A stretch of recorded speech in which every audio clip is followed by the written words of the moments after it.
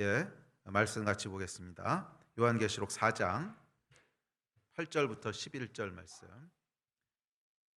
예, 계시록 4장 8절로 11절 말씀. 우리 찾으셨으면 한 목소리로 8절부터 읽겠습니다. 시작. 내 생물은 각각 6날개를 가졌고 그 안과 주위에는 눈들이 가득하더라. 그들이 밤낮 쉬지 않고 이르기를 거룩하다 거룩하다 거룩하다 주 하나님 곧 전능하신 이여 전에도 계셨고 이제도 계시고 장차 오실 이시라 하고, 그 생물들이 보좌에 앉으사 세세토록 살아계시는 이에게 영광과 존귀와 감사를 돌릴 때에 24장로들이 보좌에 앉으신 이 앞에 엎드려 세세토록 살아계시는 이에게 경배하고 자기의 관을 보좌 앞에 들이며 이르되, 우리 주 하나님이여 영광과 존귀와 권능을 받으시는 것이 합당하오니 주께서 만물을 지으신지라. 만물이 주의 뜻대로 있었고 또 지으심을 받았나이다 하더라. 아멘. 우리가 지난주에 이어서 계시록 4장 하늘의 예배에 대해서 함께 살펴보려고 합니다. 자, 계시록 4장의 말씀은 요한이 열린 하늘 문을 통해서 하늘에 올라가서 보게 된 그 현실을 기록하고 있습니다. 요한이 하늘에서 목격한 현실은 이곳 하나님의 보좌가 있고 또 그곳에 주의 영광이 있는 그 모습을 보게 됩니다. 그리고 그 주변에 주의 보좌만 있는 것이 아니라 24장로가 보좌 위에 앉아서 함께 다스리고 있는 것을 또한 목격하게 됩니다. 그리고 네 생물이 있어서 네 생물과 24장로가 끊임없이 쉬지 않게 하나님의 영광과 위엄을 예배하고 있는 그런 장면을 목격하게 됩니다. 그래서 계시록 4장을 통해서 우리가 진짜 현실이 무엇인가 하는 것을 볼 수 있게 됩니다. 요한이 살았던 시대에는 교회가 큰 어려움과 핍박 가운데 있었던 때입니다. 그래서 우리의 육신의 눈으로 보기에는 로마의 황제가 이 땅을 다스리는 것 같고, 교회는 실패한 것 같고, 교회는 연약한 것 같고 하는 것이 눈에 보이는 현실이었습니다. 그렇지만 성령께서 우리의 눈을 열게 하셔서 하늘의 현실을 봤을 때 거기에는 우리가 육체의 눈으로 보는 것과는 전혀 다른 현실이 있습니다. 그곳에서 정말로 다스리고 계시는 분은 로마의 황제가 아니라 창조주 하나님이셨고, 또 그것에 보면 실패한 것 같아 보였던 교회가 영광의 옷을 입고 영광의 면류관을 쓰고 보좌에 앉아서 주님과 함께 통치하고 있는 그런 궁극적인 모습들을 보게 됩니다. 이런 모습들을 보면서 눈에 보이는 것이 전부가 아니라, 눈에 보이는 것이 현실이 아니라 사실은 보이지 않지만 진짜 현실은 따로 존재하고 있구나 하는 이 현실을 보게 됩니다. 저희에게도 이 영의 눈이 열리게 되기를 주의 이름으로 다시 한번 축복합니다. 그래서 육신의 눈으로 보이는 것이 전부가 아니라 보이지 않지만 진짜 현실은 하늘에 있다고 하는 것을 알고 볼 수 있게 되기를 주의 이름으로 축복합니다. 그래서 이 현실을 봤을 때 우리 안에 지금 우리 눈에 보이는 것들이 아무리 부정적이고 아무리 낙심되고 아무리 어려워도 그것에 휘둘리는 것이 아니라 진짜 팩트에 기초해서 살아갈 수 있는 힘을 얻게 됩니다.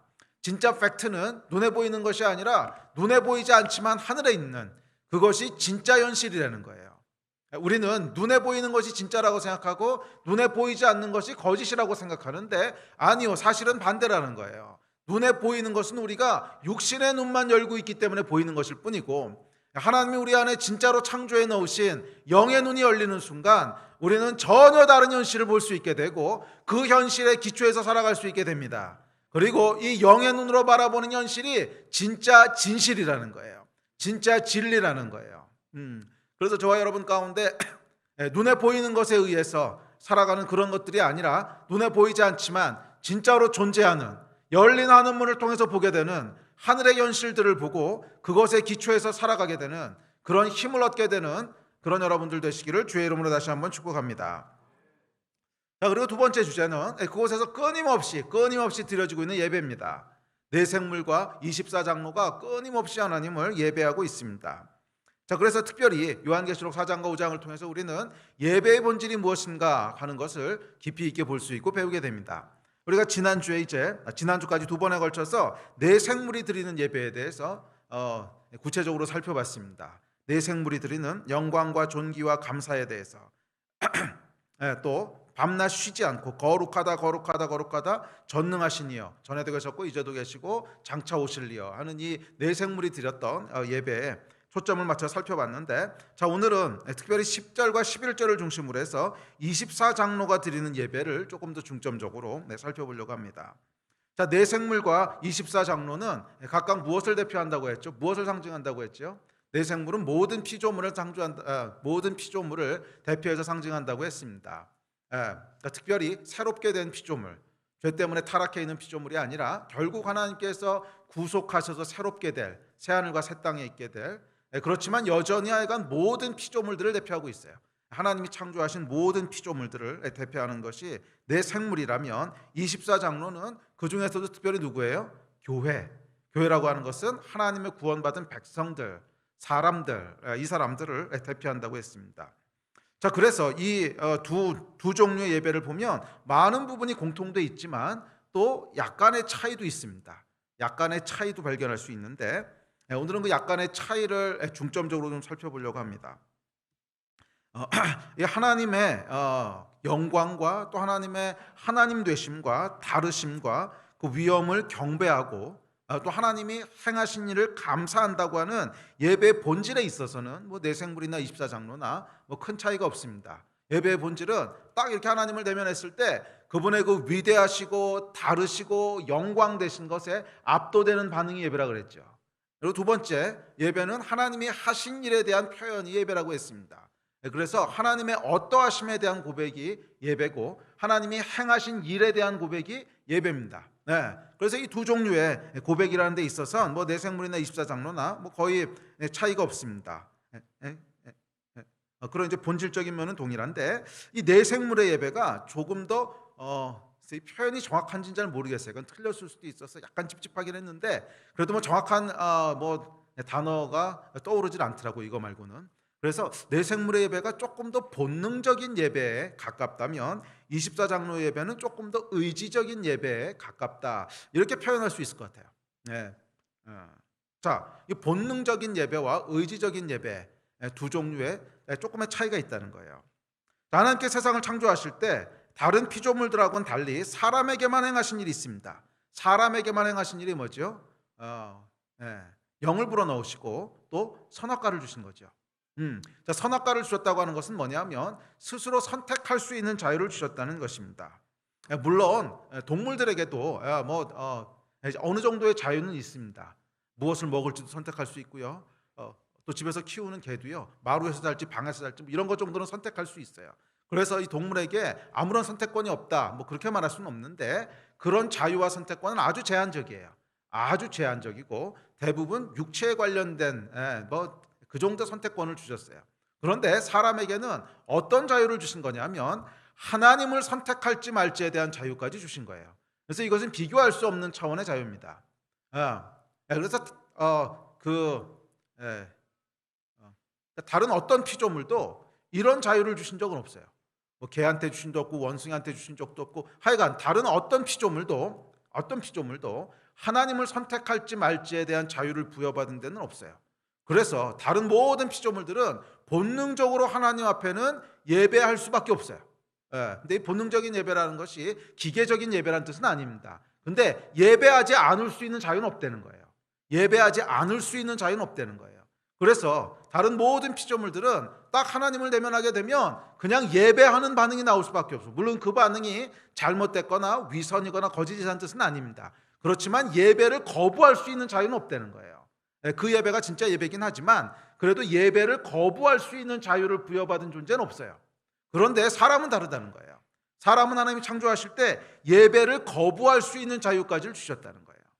자, 그래서 다른 모든 피조물들이 드리는 예배를 그런 의미에서 본능적인 예배다라고 표현했습니다. 본능적인 예배다. 하나님께서 예배를 거부할 수 있는 자유를 주신 적이 없기 때문에 하나님 앞에 섰을 때, 물론 하나님 앞에 섰기 때문에 나오는 반응이긴 해요. 하나님의 그 영광과 위엄을 보았기 때문에 나오는 반응이긴 하지만 그럼에도 불구하고 그 예배를 거부할 수 없기 때문에 그들은 이렇게 본능적인 예배다, 뭐 이렇게 표현을 해봤습니다. 자, 그래서 시편에도 보면 어떤 표현이 있냐면 하늘이 하나님의 영광을 선포하고 궁창이 그의 손으로 하신 일을 나타낸다 하는 시편의 표현이 있죠. 시편의 표현들을 잠깐 읽어봅시다. 시작. 하늘이 하나님의 영광을 선포하고 궁창이 그의 손으로 하신 일을 나타내는도다. 날은 날에게 말하고 밤은 밤에게 지식을 전하니 언어도 없고 말씀도 없으며 들리는 소리도 없으나 그의 소리가 온 땅에 통하고 그의 말씀이 세상 끝까지 이르도다. 하나님의 해를 위하여 하늘의 장막을 베푸셨도다. 해는 그의 신방에서 나오는 신랑과 같고 그의 길을 달리기 기뻐하는 장사 같아서 하늘의 이 끝에서 나와서 하늘 저 끝까지 운행하며 그의 열기에서 피할 자가 없도다. 이 모니터 스피커 조금만 올려줄 수 있어요? 자, 이 시편에 또 선포와 같이 모든 피조물은요, 하늘에 두신 영광을 하늘에 두신 영광을 통해서 하나님이 어떤 분이신지를 나타내고, 또 산도 산에게 두신 영광을 통해서 하나님을 예배한다는 거예요.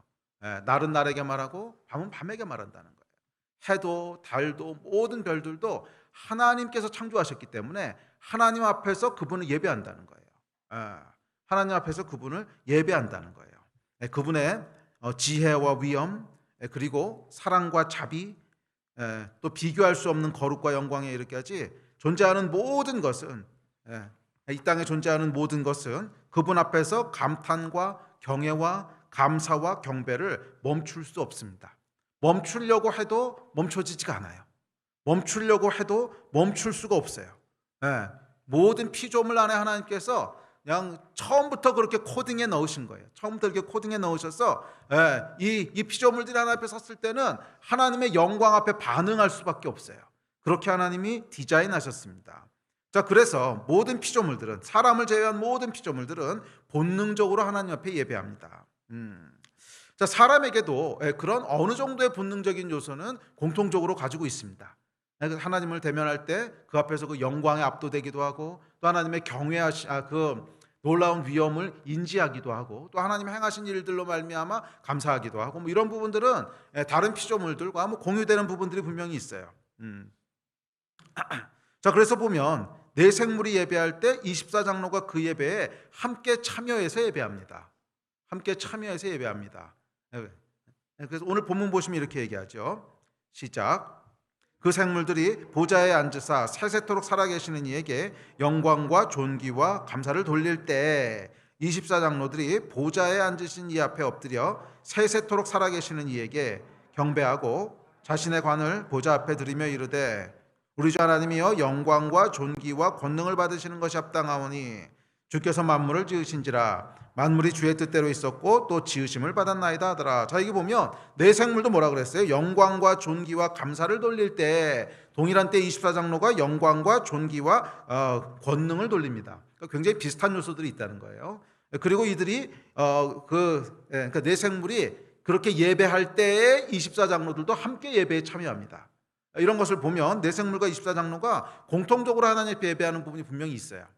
자, 그런데 이 내생물 말고 24장로에게는요, 그 예배 말고 플러스 알파가 있다는 거예요. 그 예배 말고 플러스 알파가 있다는 거예요. 그것은 하나님의 형상으로 지음받은 인간이기 때문에 의지적인 선택이 가능한 존재이기 때문에 가지게 되는 플러스 알파예요. 자, 그래서 오늘은 24장로의 예배 중에서 뭐 공통적으로 지난주까지 살펴볼 것은 그냥 넘어가고, 특별히 플러스 알파에 해당하는 내 생물에게는 없었던 그런 요소들을 중심으로 해서 의지적인 예배가 뭔가 하는 부분을 살펴보려고 합니다. 자, 먼저 10절에 보면 이렇게 얘기합니다. 자, 10절 같이 읽어봅시다. 자, 시작.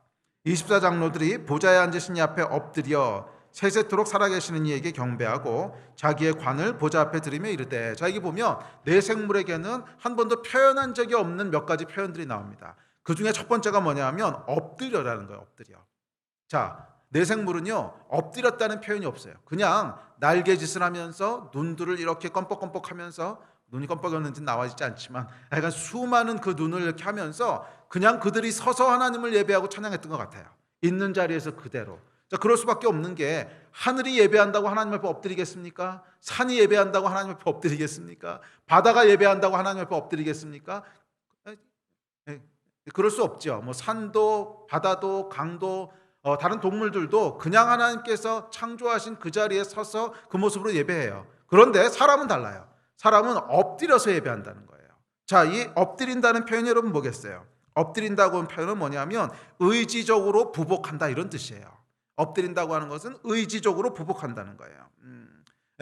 이게 여러분 본능적으로 땅에 이렇게 닿는 것을 엎드린다 그러지 않습니다. 그건 쓰러진다 그러죠. 예. 나무가 여러분 이렇게 땅에 닿는 걸 가지고 엎드린다 그럽니까? 아니죠. 이건 쓰러지는 거죠. 엎드린다는 건 뭐냐면 의지를 가지고 땅에 대는 걸 엎드린다 그러는 것이지, 의지가 없이 그냥 땅에 닿는 것은 쓰러진다 그러는 거예요. 그래서 자연의 그 의지가 없는 것들이 이렇게 땅에 닿는 것은 쓰러지는 거지 부복하는 게 아니에요. 그런데 사람은 하나님 앞에 나갈 때 쓰러지는 것이 아니라 의지를 가지고 하나님 앞에 부복한다는 거예요. 자, 그래서 엎드려라고 하는 말에 함축되어 있는 의미는 뭐냐면 인간은 의지를 가지고 하나님 앞에 예배한다는 거예요. 의지를 가지고 예배한다는 거예요. 단순히 본능만이 아니라 의지를 가지고 하나님 앞에 예배한다는 거예요. 예. 그리고 저는 이것이 모든 피조물의 예배를 넘어서는 진짜 위대한 예배라고 생각합니다. 진짜 위대한 예배라고 생각해요. 왜냐하면 그 인간은요, 물론 본능과 본성에 의해서 예배할 수도 있지만 설령 그렇지 않다라고 할지라도 인간은 본능을 거슬러서도 예배할 수 있다는 거예요. 거슬른다는 표현이 조금 부정적이면 본능을 초월해서도 예배할 수 있다는 거예요. 예. 그 얘기를 다시 표현하면 예배할 수 없을 것 같아 보이는 상황에서도 예배할 수 있다는 거예요. 예배가 불가능해 보이는 상황에서조차도 예배할 수 있다는 거예요. 예배를 선택할 수 있다는 거예요. 내 생물에게는 그 요소는 없어요. 내 생물은 그냥 하나님을 예배할 수밖에 없는 상황에서 예배할 수밖에 없는 표현을 가지고 예배를 해요. 그런데 사람은 단순히 내 생물과 같이 예배해야 되는 상황에서만 예배하는 것이 아니라 예배가 불가능한 상황, 도저히 예배가 안 될 것 같은 상황, 그런 상황 가운데서도 예배를 선택할 수 있는 능력이 있다는 거예요. 예배를 선택할 수 있는 능력이 있다는 거예요. 예. 그래서 여러분 자연은요, 자연의 아름다움이 하나님의 영광을 예배하고 있다, 그렇게 우리가 표현을 하는데, 그렇다면 자연이 처참하게 망가져서 완전히 황폐해서 완전히 다 망가져서 사막같이 되고 거기 막 쓰레기 떠면 쌓여고 그래도 하나님을 예배할까요? 아니죠. 그걸 예배한다고 표현하기는 참 애매하죠. 예. 자, 이 사람을 제외한 다른 피조물들은요, 예배할 수 없는 상황이 되면 예배한다고 얘기하기가 참 곤란해요. 예배할 수 없는 상황이 되면 예배한다고 표현하기가 참 어려워요. 그런데 사람은 다르다는 거예요. 사람의 위대한 점은 사람이 드리는 예배의 위대한 점은 상황과 환경을 초월해서 예배할 수 있다는 점입니다. 상황과 환경을 초월해서 예배할 수 없어 보이는 순간까지도 엎드릴 수 있다는 거예요. 그래서 하나님을 원망해야 될 것 같은 순간에도 원망 대신 엎드린다는 거예요. 슬픔으로 말미암아 예배할 수 없을 것 같은 상황에서도 그 입을 열어 예배를 선택한다는 거예요. 그래서 여러분 성경에 보면 다니엘은요, 생명이 촌각에 달린 상황에서도 하나님 앞에 엎드리는 것을 선택했고, 그의 친구들은 산채로 용광로에 들어가는 끔찍한 순간, 여러분 이게 그냥 성경에 그러려니 하니까 풀무불 그래서 넘어가는 거지, 산채로 용광로에 던져지는 거예요. 이거 얼마나 끔찍한 일입니까? 산채로 쇠가 녹는 펄펄펄 끓는 용광로에 산채로 던져지는 거야. 그런 절대절명의 순간, 이거는 예배할 수 있는 순간이 아니라 두려움에 사실 멘붕이 오고요, 두려움 때문에 아마 떨어지기 전에 심장마비로 죽을지도 모르는 그런, 도저히 예배가 가능할 것 같지 않은 그런 순간에서조차도 이 친구들은 예배하고 기도하는 것을 포기하지 않아요. 예배하고 기도하는 것을 선택합니다. 그러니까 이게 뭐예요? 의지가 드리는 예배라는 거예요. 이게 의지적인 예배라는 거예요. 그래서 이 의지가 드리는 예배는요, 본능이 드리는 예배를 아득하게 초월하는, 비교할 수 없는 차원의 예배예요. 그래서 하나님께서는 우리가 본능으로 예배하는 것도 물론 기뻐하시고 받으시지만, 정말로 하나님께서 기뻐 받으시는 예배는 뭐냐면 의지로 드리는 예배예요. 의지로 드리는 예배. 우리는 이 가운데서 약간 혼란을 겪고 있어요. 우리는 그냥 본능적으로 드리는 예배를 하나님이 더 기뻐하실 거라고 생각해요. 그 얘기는 뭐냐면 본능적으로 드려지는 예배라고 하는 것은 내 감정도 예배하고 잘 부합되어 있고 내 생각도 예배하고 잘 부합되어 있어. 조금 더 풀어 얘기하면 예배할 만하다는 거야. 예배할 맛이 난다는 거야.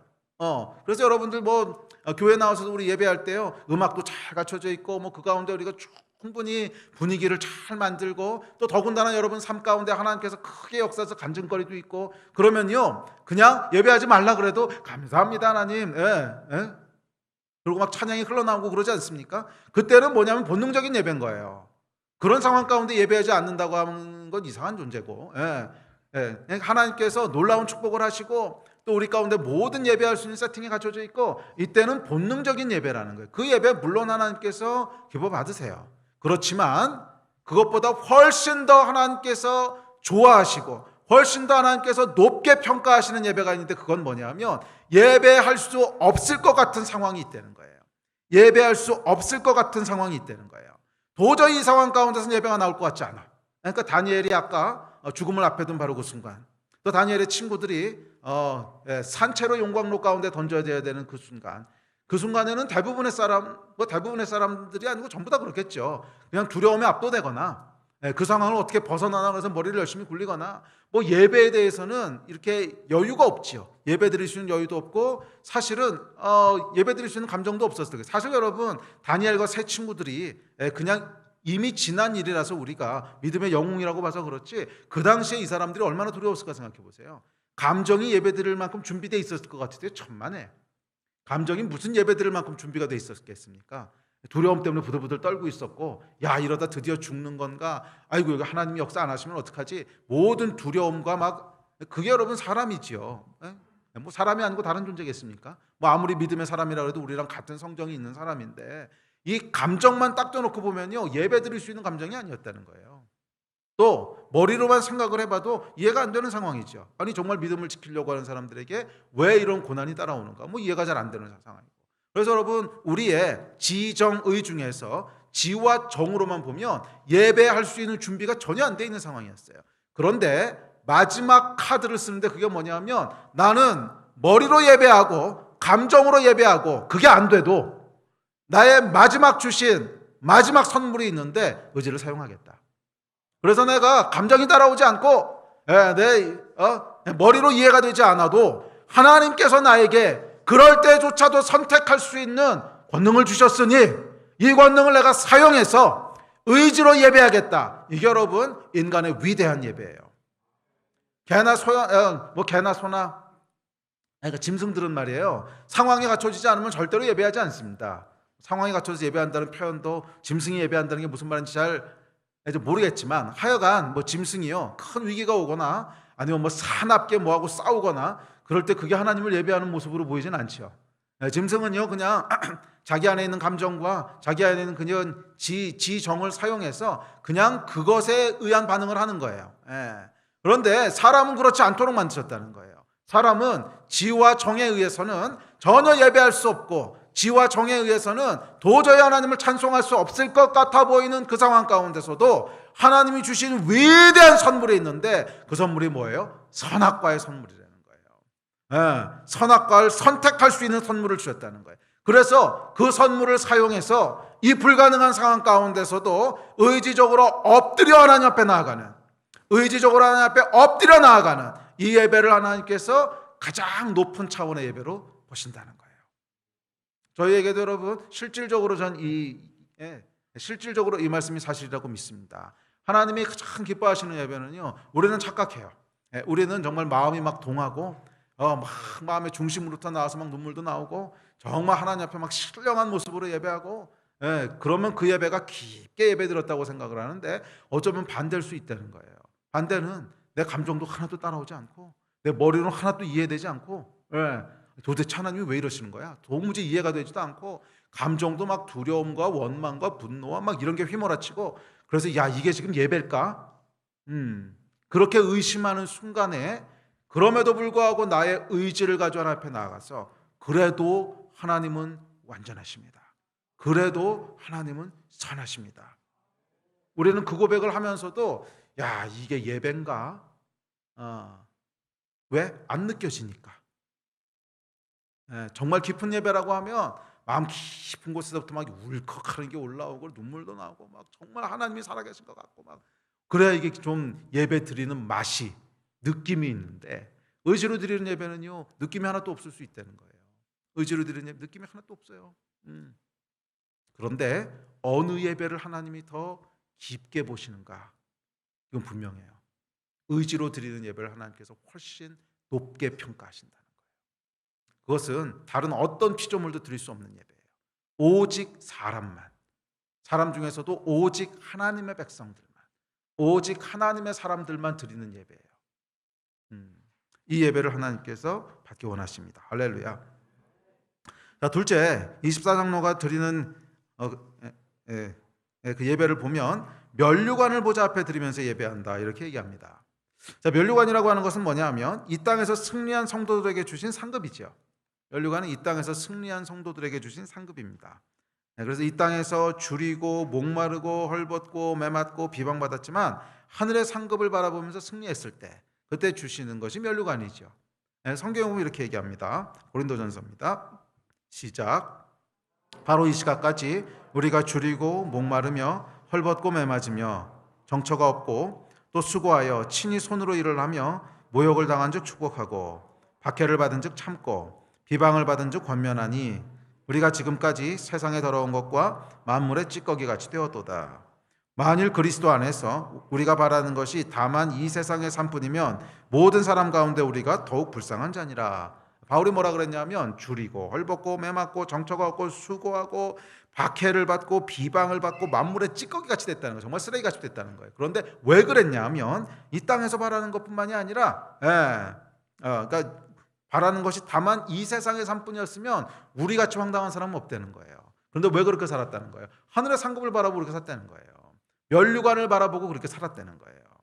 그래서 여기서 24장로에게 주어졌던 면류관은 뭐냐면 이 수고하고 또 복음을 위해서 박해를 받고 예수의 이름을 위해서 비방받고 만물의 찌꺼기 같이 되면서 그 상급으로 받은 영광스러운 면류관입니다. 자, 그런데 지금 24장로가 예배를 하는데 이 면류관을 다시 여호와께 돌려드린다는 거예요. 이 면류관을 다시 여호와께 돌려드린다는 거예요. 자, 이게 무슨 뜻일까요? 이 안에는 몇 가지 중요한 뜻들이 함축되어 있는데 그중 하나는 뭐냐면 권리를 포기한다는 거예요. 자기의 마땅한 권리를 포기한다는 거예요. 그래서 24장로가 드리는 예배를 보면 자기가 소중하게 여기는 거, 자기가 아주 소중하게 여기는 거, 또 자기의 마땅한 권리, 그것을 내려놓으면서 예배합니다. 이게 의지적 예배의 특징이에요. 본능적 예배는요, 무언가를 내려놓고 포기하고 그런 표현이 없어요. 내 생물의 예배는 그냥 하나님의 압도적인 영광과 위엄에 그냥 압도되어서 나오는 반응일 뿐이지 뭔가를 내가 내려놓고 포기하고 그런 표현들은 없죠. 그런데 24장로는 예배할 때 단순히 그 압도된 것에 반응하는 것을 뛰어넘어서 의지적으로 내가 가지고 있던 어떤 권리, 그렇죠, 이건 일종의 권리죠. 수고하고 매맞고 헐벗고 주의 나라를 위해서 힘써서 얻은 나의 소중한 면류관, 그 권리를 내려놓으면서 예배한다는 거예요. 이게 여러분 의지적인 예배입니다. 그 사람에게는요 본능적으로 권리라고 생각하는 것들이 있습니다. 본능적으로 권리라고 생각하는 것들이 있어요. 뭐 생명, 건강, 또 사랑하는 사람과 함께하는 시간, 수고에 대한 보상, 노력에 대한 열매, 이런 것들을 우리가 권리라고 생각합니다. 그게 정말 권리냐? 그건 좀 따져봐야 되지만 하여간 권리라고 생각을 해요. 권리라고 생각을 해요. 권리라고 심적으로 느낍니다. 그래서 이런 거에 침해당할 때 보면요 억울함과 분노가 올라오잖아요. 왜? 내 권리가 침해당했다고 생각하는 거죠. 그게 당연히 내가 누려야 될 권리라고 생각하지 않았으면 그런 게 침해당한다고 해서 억울할 건 없죠. 그렇지 않습니까? 어차피 내 것도 아닌데 뭐 그 침해당한다고 뭐 이렇게 억울해하겠어요. 그런데 그것은 당연히 내가 있어야 될 거라고 느끼는 거예요. 그러니까 예를 들면 생명은 당연히 내 것이기 때문에 생명이 갑자기 위협을 받거나 침해를 당한다. 그러면요 당연히 분노가 올라오고 억울하다고 생각해요. 또 사람들은 건강도 마찬가지라고 생각해요. 이 건강이 정말 우리에게 당연하게 주신 권리인지는 좀 생각해 봐야 되는데 하여간 권리라고 느껴요. 그러니까 나는 건강하게 사는 것이 당연하다고 느끼는데 그렇지 못한 일을 당했을 때 거기서도 역시 분노가 올라오고 억울함이 올라오고 그렇습니다. 또 뭐 사랑하는 사람에 대해서는 마찬가지고 또 열심히 수고했는데 아무런 보상이 없다든지 열심히 노력했는데 아무 열매가 없다든지 그러면요 권리를 침해당했다고 느낍니다. 권리를 침해당했다고 느껴서 그래서 어떻게 되냐면 믿는 사람들은 그래서 그 표현이 원망으로 하나님에 대한 원망으로 나타나요. 아니 하나님 어떻게 이러실 수 있습니까? 이제 그렇게 나타나고 그리고 신의 존재를 인정하지 않는 사람들 같은 경우에는 운명을 한탄하죠. 운명을 한탄하고 세상을 원망하고 뭐 이런 식으로 나타난단 말이에요. 자, 어쨌거나 이런 게 있죠. 자, 24장로의 면류관은 뭐냐면 이 땅에서 수고하고 헌신한 삶에 대한 하늘의 보상이에요. 그런 의미에서 이 면류관은요, 내가 소중하게 여기는 것, 또 내가 당연한 나의 권리라고 여기는 것들을 다 대표하고 있는 거죠. 내가 나의 권리라고 생각하는 것, 또는 가장 소중한 것, 뭐 이런 것들을 다중적으로 그렇게 표현하고 있습니다. 자, 그런데 24장로가 지금 예배하면서 이 면류관을 내려놓는다는 거예요. 이 면류관을 하나님께 돌린다는 거예요.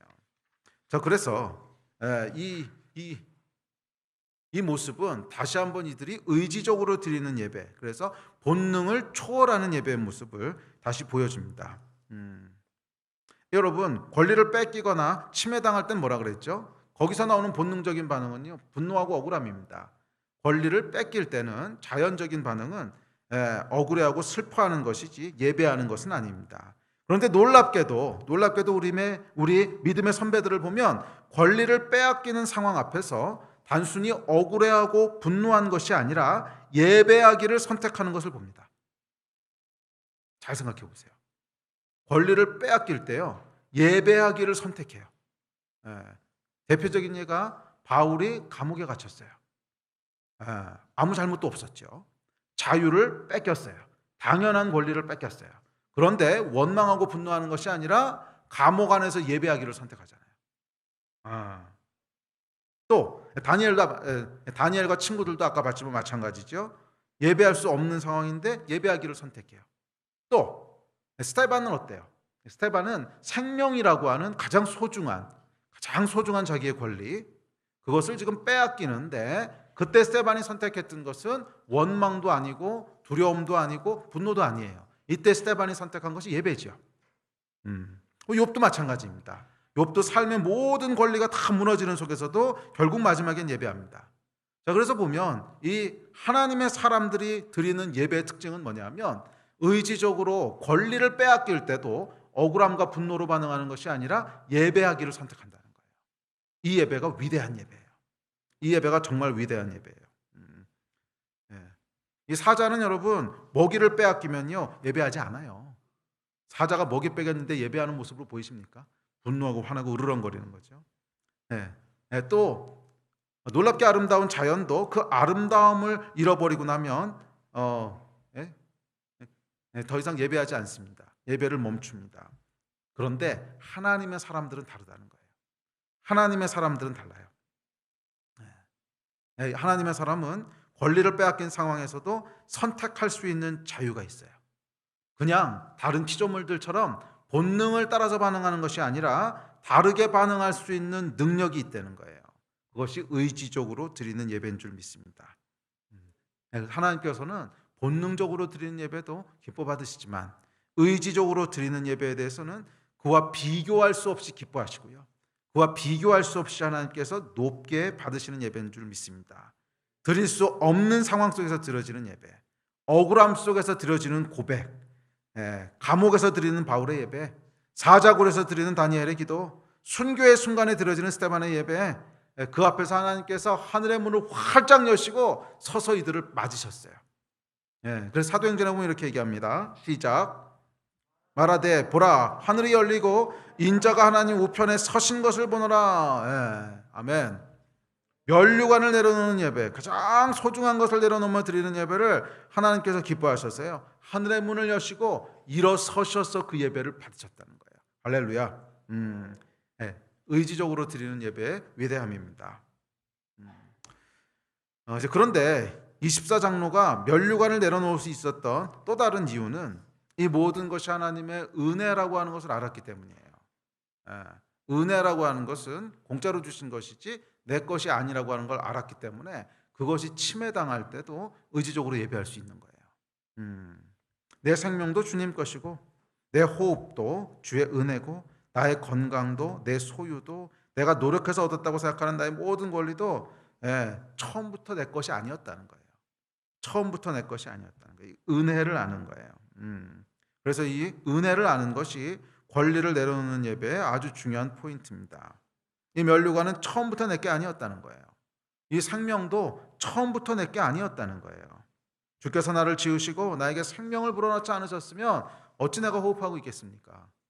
주께서 내게 움직일 수 있는 힘을 주시지 않으셨으면 내가 어떻게 움직여서 일해서 뭔가를 얻었겠어요?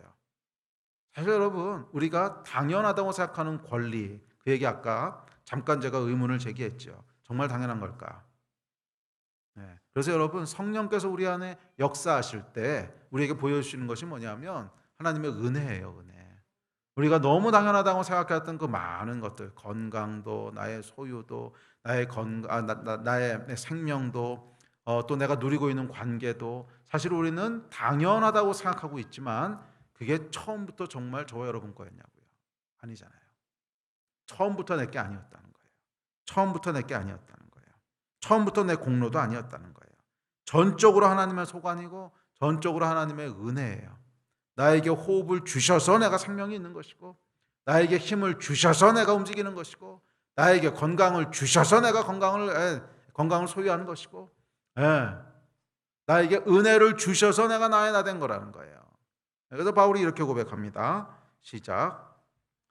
그러나 내가 나 된 것은 하나님의 은혜로 된 것이니 내게 주신 그의 은혜가 헛되지 아니하여 내가 모든 사도보다 더 많이 수고하였으나 내가 한 것이 아니요 오직 나와 함께 하신 하나님의 은혜로다. 아멘.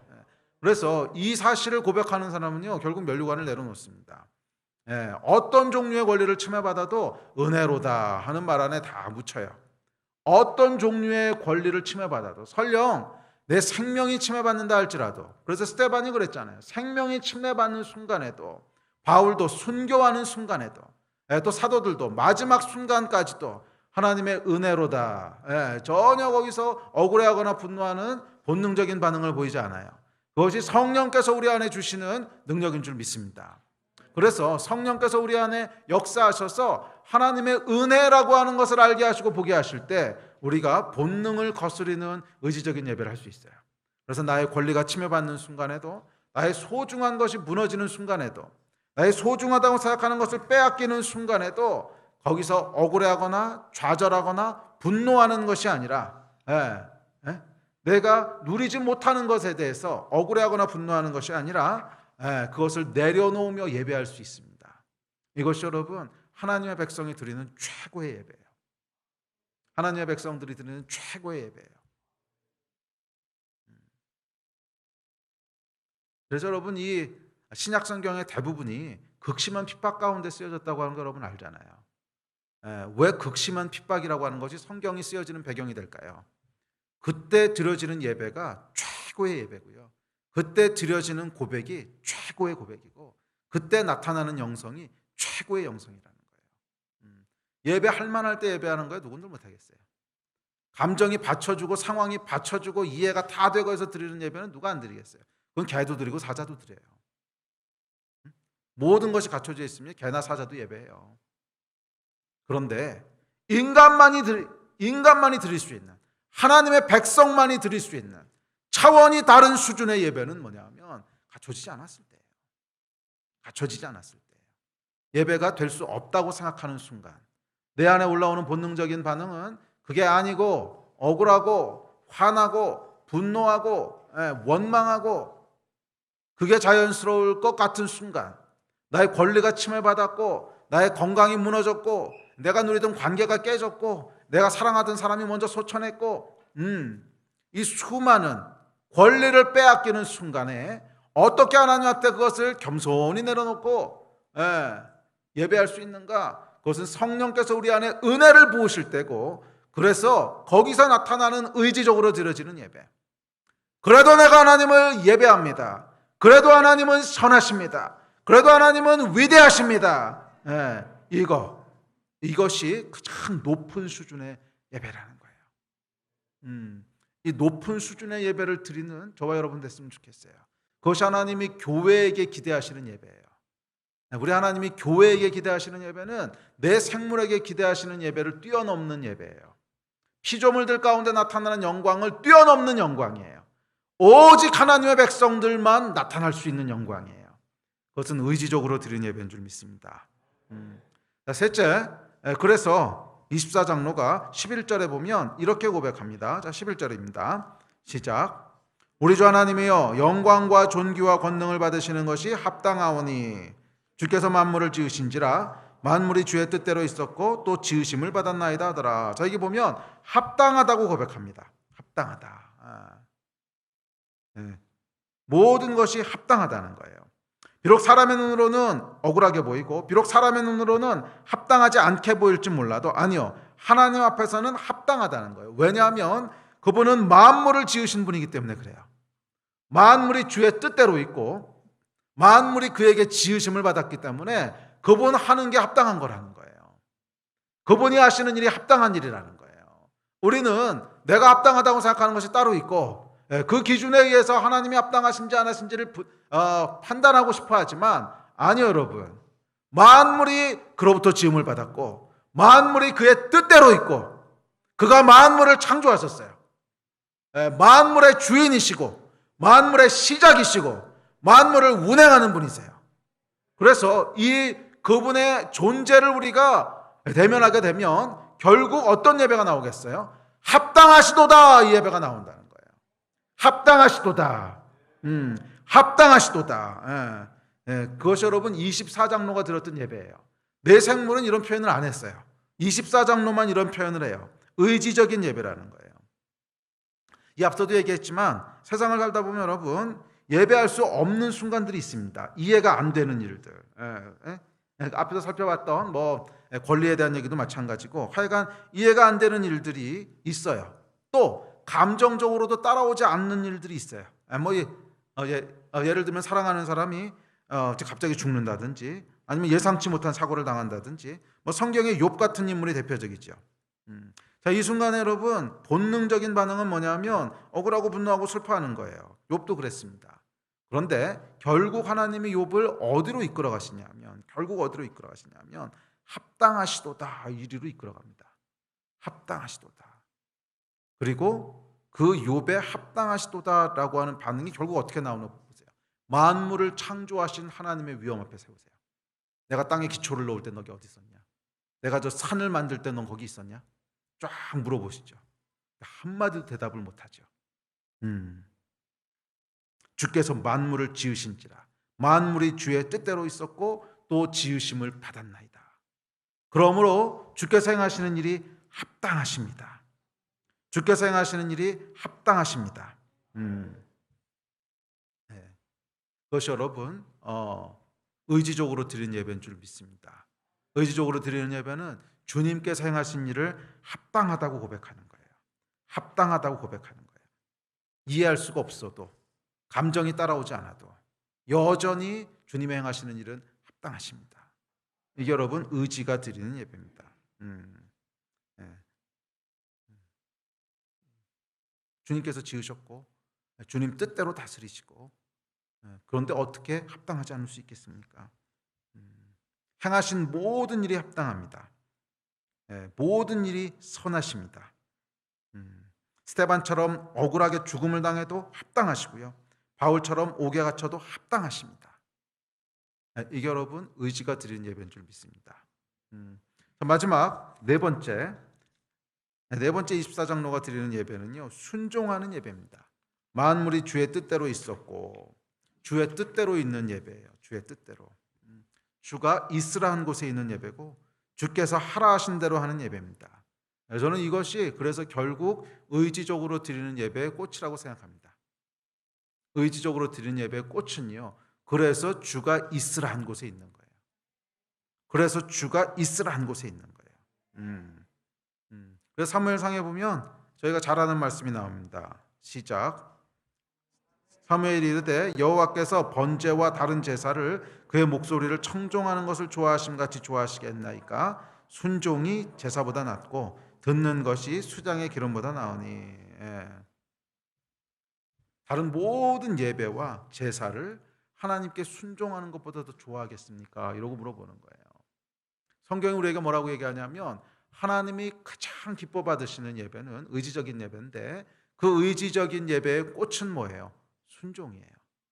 순종이 제사보다 낫다는 거예요. 만물이 주의 뜻대로 있으며 주의 뜻대로 있는 거예요. 주가 있으라 한 곳에 있는 거예요. 주가 하라신 것을 하는 거예요. 그것이 여러분 의지적으로 드리는 예배에 결국 꽃인 줄 믿습니다. 비록 감정이 따라오지 않아도 여전히 우리는 의지로 순종할 수 있습니다. 비록 머리로 이해되지 않아도 여전히 우리는 순종할 수 있습니다. 왜냐하면 순종은요, 감정과 지성의 매너가 아니고 의지에 관련된 일이기 때문에 그래요. 의지에 관련된 일이기 때문에 그래요. 그 사람들은 순종이라고 하는 것도 자꾸 감정과 지식하고 연결을 시키려고 그래요. 감정과 지식하고 연결시키려고 그래요. 아니 내 마음이 안 따라오는데 어떻게 순종을 합니까? 내지는 이해가 안 됩니다. 이런 거죠. 아니 여러분, 순종이라고 하는 것은 감정이랑 지식하고는 아무 상관이 없는 거예요. 감정이랑 지식하고는 아무 상관이 없는 거예요. 물론 감정과 지식이 서포트를 해주면 조금 더 쉽게 순종할 수는 있겠죠. 그러나 이게 안 따라온다고 해서 순종이 안 되는가? 그건 아니라는 거예요. 감정이 전혀 따라오지 않아도 우리는 의지로 순종할 수 있고요. 지식으로 전혀 이해가 되지 않아도 우리는 의지로 순종할 수 있어요.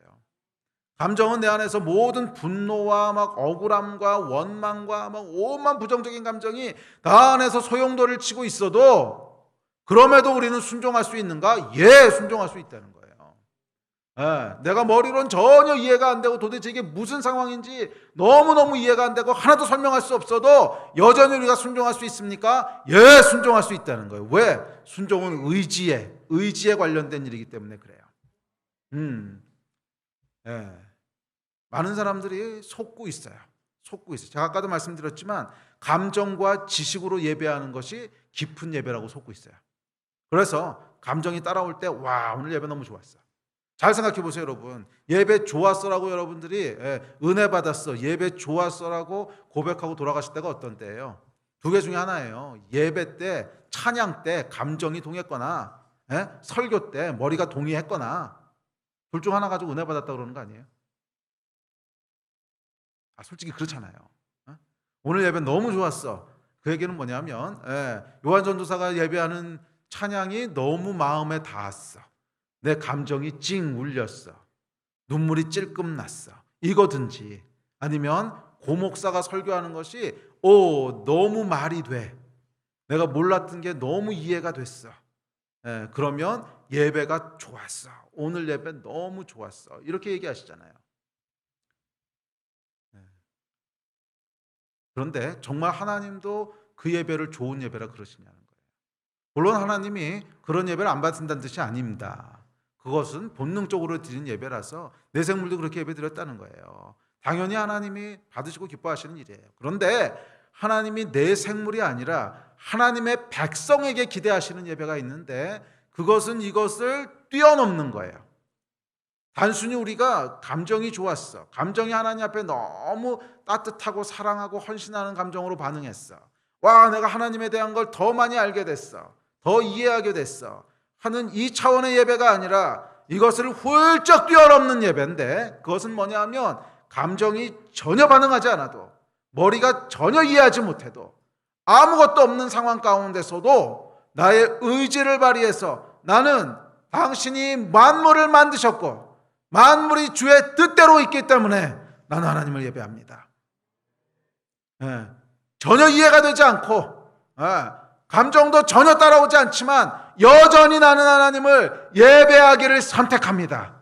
이 예배를 하나님이 예배 너무 좋았어 이렇게 말씀하신다는 거예요. 우리가 예배 너무 좋았어 라고 얘기하는 게 아니라 하나님이 예배 너무 좋았어 라고 말씀하시는 건 이거라는 거예요. 주의 백성들에게는 이 예배를 하나님께서는 받기 원하십니다. 아멘. 우리 예배팀 앞으로 나오십시오. 여러분, 본능적으로 드리는 예배와 의지적으로 드리는 예배의 차이가 보이십니까? 본능적으로 드리는 예배는요, 예배 드리고 싶을 때 드리는 예배예요. 감사가 넘치고 감정이 복받치고 또 하나님 앞에 나가고 싶은 감격이 충만할 때 이때 드리는 예배가 본능적으로 드리는 예배. 귀하지요. 귀합니다. 그런 예배를 유지하도록 힘쓰십시오. 또 본능적으로 드리는 예배는 이해가 돼서 드리는 예배입니다. 정말 하나님이 창조주이신 것이 이해가 되고 예수의 십자가가 이해가 되고 그래서 드리는 예배입니다. 역시 귀합니다. 지식을 쫓아 하나님을 섬기라고 했잖아요. 귀한 예배입니다. 그러나 마음이 그렇지 못할 때는 어떡하냐는 거예요. 사람이 항상 그런 마음만 가질 수 있는 건 아니잖아요. 예? 그래서 오늘처럼 우리 호주의 배선교사의 소천 소식을 들었을 때 나이가 아직 39밖에 안 됐어요. 39밖에 안 됐고 젊디 젊은 정말 청년이 정말 하나님께 온전히 헌신되어 있었던 선교사가 아직도 어린 사랑하는 두 아들, 두 아이, 두 아이도 건강이 좋지 않아요. 심장 수술도 했고 이 엄마가 여러분 39밖에 안 된 엄마가 정말 하나님께 헌신했던 평생을 헌신했던 선교사가 하나님이 데려가신단 말이에요. 마음이 좋으세요? 마음이 좋으면 이상한 거죠. 제가 오늘 하루 종일 설교 준비하면서 마음이 좋았을까요? 어떻게 마음이 좋았겠어요? 막 너무 설교하고 싶었을까요? 아유, 제가 여러분 정신병자가 아니면 오늘 같은 날 설교하고 싶겠습니까? 저도요 설교하기 싫어요. 이런 날은 저도 설교 준비하기도 싫고 그게 당연한 거 아닙니까? 아니 이런 날 어떻게 마음이 좋아서 막 설교하고 싶겠어요? 아무도 설교하고 싶어요. 정말 설교하기 싫어요. 이해는 됩니까? 이해가 어떻게 되겠어요? 저는 선교사님들이 소천하실 때는 아무리 생각해도 이해 안 돼요. 여러분 이해되세요? 이해도 안 되고 감정도 안 따라오고 정말 이상한 당연히 우리 본능은요, 당연히 우리 본능이 아니고 제 본능은 예배하기 싫은 거예요. 당연히 제 본능은 설교하기 싫은 거예요. 당연히 제 본능은 설교 준비하기 싫은 거예요. 아니 무슨 말을 해야 되지? 여러분들은 뭐 그분 잘 모르니까 별로 그게 없을 줄 몰라도 저는 아니거든요. 저는 잘 아는 친구고 사실은 그 부부가 아주 젊었을 때부터 갓 예수 믿었을 때부터 제가 봐왔던 친구들이고 또 제가 설교하는 것을 듣고 선교사로 헌신했고 그래서 선교사로 나갔고 그랬던 청년들이에요. 지금 뭐 청년 39이니까 저는요 제 본능은 예배하기 싫어요. 제 본능은 이해도 안 돼요. 제 본능은요 감정도 안 따라와요.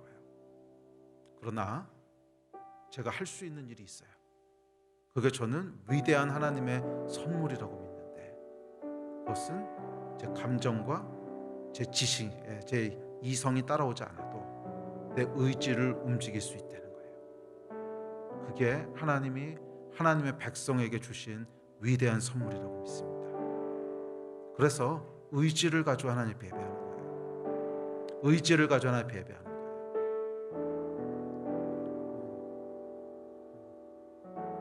제 안에 믿음이 있어요. 비록 제가 오늘 설교 준비할 때도 그렇고 또 설교를 하면서도 제 안에 감정이 막 움직인다든지 모든 게 다 이해된다든지 아니요 그렇지 않거든요. 그래도 저는 지금 드리는 예배가 어떤 예배보다 하나님께서 기뻐 받으신다는 걸 알아요. 내가 의지를 가지고 나왔거든. 내 의지를 가지고 엎드렸거든요. 엎드리기 싫어도 이해가 안 돼도 감정이 안 따라와도 그래도 내가 엎드리려고 주님 앞에 나왔거든요. 그 예배를 하나님께서는 가장 기뻐 받으신다는 거예요. 여러분 우리가요 이해되지 않아도 예배할 수 있습니다. 감정이 따라오지 않아도 여전히 우리는 예배를 선택할 수 있습니다. 그것이 24장로의 예배의 위대한 점이고요. 그리고 하나님이 창조하신 하나님의 백성들의 위대한 예배입니다. 저와 여러분은 내 생물과는 또 다른 존재입니다. 다른 피조물들과는 또 다른 존재입니다. 어떤 상황 속에서도 예배할 수 있는 존재예요. 이해가 되지 않아도 예배할 수 있는 존재예요. 감정이 따라오지 않아도 예배할 수 있는 존재예요. 그것이 하나님께서 우리에게 주신 선악과의 축복 아닙니까? 우리 하나님 앞에 예배합시다. 이 가운데도 아마 지금 여러 가지 상황으로 말미암아 감정이 따라오지 않는 분들도 분명히 있을 거예요. 또 우리 집에서 예배드리시는 분들 중에도 여러 가지 이유로 인해서 마음이 지금 편치 않은 분들 분명히 있을 거예요. 상황으로 말미암아 낙심되신 분들도 있을 것이고, 또 전혀 이해되지 않는 상황 가운데 원망과 분노가 계속 휩쓸고 있는 분도 있을 것이고,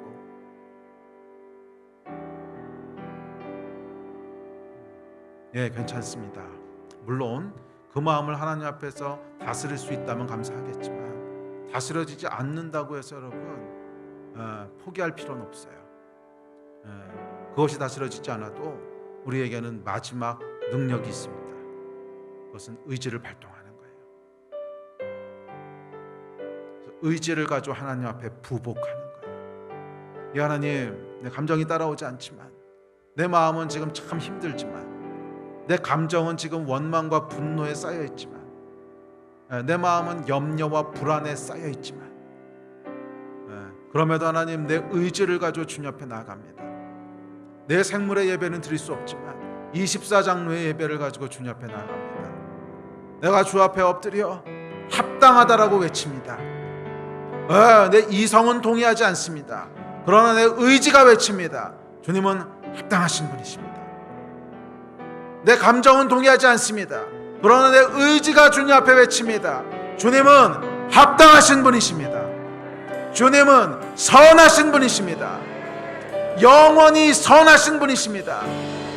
만물이 주께로부터 나왔고 만물이 주가 있으라는 곳에 있으며 만물이 주께 지음을 받았사오니, 하나님은 완전하신 분이시며 하나님은 선하신 분이시며 하나님은 합당하신 분이십니다. 아멘, 아멘, 아멘. 이것이 우리가 드리는 예배입니다. 주님, 나의 감정은 예배할 수 없지만, 나의 지성은 예배할 수 없지만, 나의 의지가 주님 앞에 나아가 예배하며 부복합니다. 주여, 영광을 받으시옵소서. 주님은 선하시며 주님은 완전하십니다. 할렐루야. 이 예배가 24장로가 드리는 의지적인 예배인 줄 믿습니다. 그러면 자리에서 좀 일어나서 같이 예배하십시다.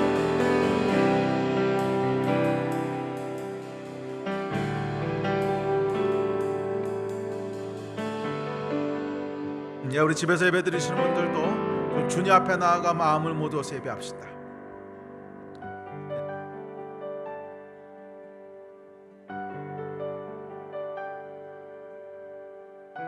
여러분들의 감정과 지식이 주님을 예배하기 원한다면 할렐루야, 좋은 것입니다. 내 생물이 그렇게 예배했고 24장로도 그 예배를 공유했습니다. 주님 기뻐 받으십니다. 그러나 혹시 이 가운데 또 오늘 방송을 보고 계신 분들 가운데 마음이 따라오지 않는 분들, 상황이 어려운 분들, 이해되지 않는 상황 가운데 갇히신 분들, 감정이 휘둘리시는 분들, 권리를 빼앗겼다고 느끼시는 분들, 건강이 무너졌다고 생각하시는 분들, 여전히 여러분에게는 선택의 자유가 있습니다. 여전히 여러분들에게는 선택의 자유가 있습니다. 가장 위대한 예배를 드릴 수 있는 능력이 여러분에게 있습니다.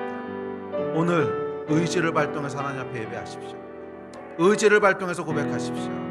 하나님은 합당하십니다. 하나님은 선하십니다. 하나님은 실수가 없으십니다. 하나님은 완전하십니다. 비록 지금 내가 처해 있는 상황이 이해할 수 없고, 비록 내가 처해 있는 상황이 고통스럽지만 여전히 하나님은 실수가 없으십니다. 여전히 하나님은 합당하십니다. 여전히 하나님은 예배 받으시기에 합당하십니다. 여전히 하나님은 하나님이십니다. 여전히 하나님은 영광 가운데 계시며, 여전히 하나님은 권능 가운데 계시며, 영광과 존귀와 능력과 힘과 지혜와 감사를 받기에 합당하신 분이십니다. 여호와의 이름을 찬양합니다. 여호와의 이름을 찬양합니다. 할렐루야, 할렐루야. 영광을 받으소서, 영광을 받으소서. 영광과 존귀와 능력이 세세 무궁토록 여호와 하나님께 있을지어다. 영광과 존귀와 능력이 어린 양께 영원히 있을지어다. 할렐루야, 할렐루야, 할렐루야. 우리 합심해서 좀 예배하고 기도하십시다.